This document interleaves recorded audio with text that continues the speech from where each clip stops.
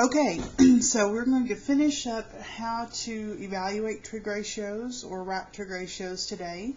And then we can celebrate a few days off for spring break before we pick back up and learn a little more trigonometry. So I actually am not on the notes page today. There are no new notes for the notes page. We really just are going to do a quick review of what we did yesterday, and I'm going to show you some calculator tools that you need to be able to use, maybe 5 minutes if I'm slow. So yesterday we learned how to do sine, cosine, tangent ratios, and I'm going to show you a trick today that I did not show you yesterday because frankly our brains were probably pretty full by the time we finished. In order to remember the trig ratios, sometimes it's helpful to have a mnemonic device, some sort of a little phrase that can help us keep our pieces straight. So I'm going to share with you one or two that I've used in the past with classes. The first one is just the phrase SOHCAHTOA. SOHCAHTOA. Okay? A lot of my students use this one. It's a 9-letter acronym for the trig function's names and which two sides in the right order you're going to use. S is for sine, O is for opposite, H is for hypotenuse. So tells me that sine is opposite over hypotenuse. C tells me that cosine is adjacent over hypotenuse. And TOA stands for tangent is opposite over adjacent. So a lot of times I'll have students, especially on test day, write this down, SOHCAHTOA, at the top of the paper, and then you have that quick reference to look up at any time you have a trig question that pops up. That's one option. You could make up an actual phrase that uses those letters in that order. There's a some old hippie phrase that some teachers have used in the past. If you rearrange it and put TOA first and stick it in front of the SOH, you could do the phrase, Tom's old aunt sat on her coffin and howled.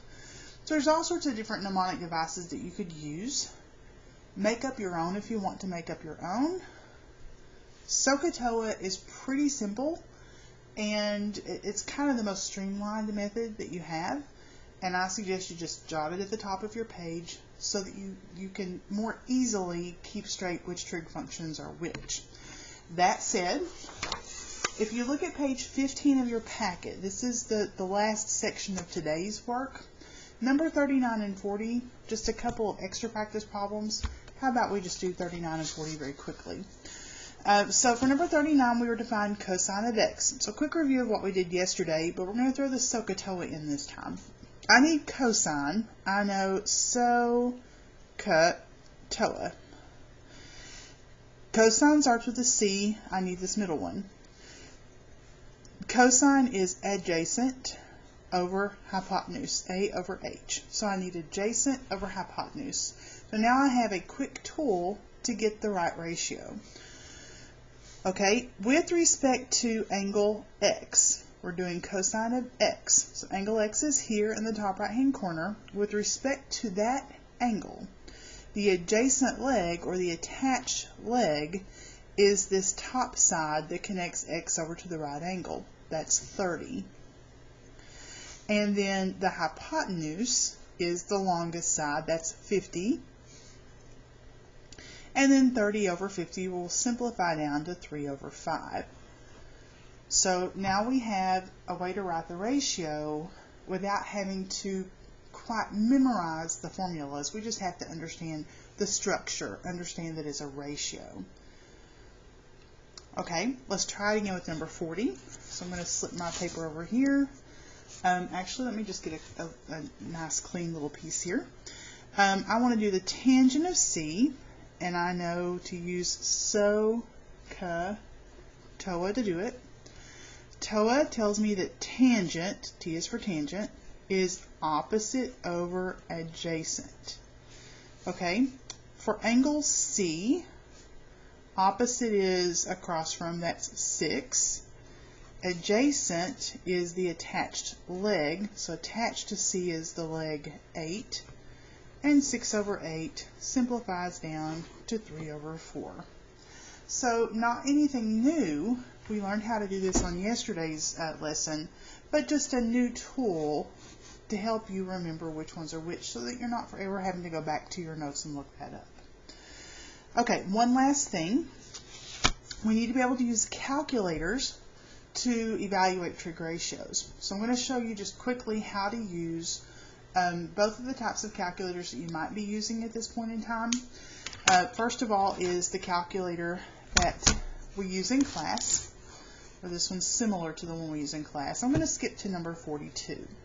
So if you're using either a download of the software, same keys in the same place, or if you're using the actual handheld, you're going to go first of all to your trig key, making sure that we're in degree mode.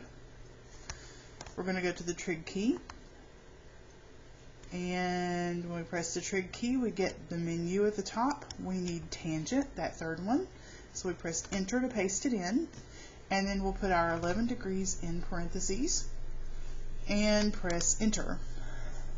So we get 0.19438 blah blah blah blah blah. Okay, we're told to round it to the nearest 10,000th. Okay, tenths, hundredths, thousandths, 10,000ths. That's 4 decimal places. So we want to go 4 decimal places to the right of the decimal point. So 0.194, and I need one more place. The next number is a 3, but the number that follows that 3 is an 8. If the number that follows that 3 is 5, 6, 7, 8, or 9, we're going to round it up. So we're going to round that 3 up to a 4.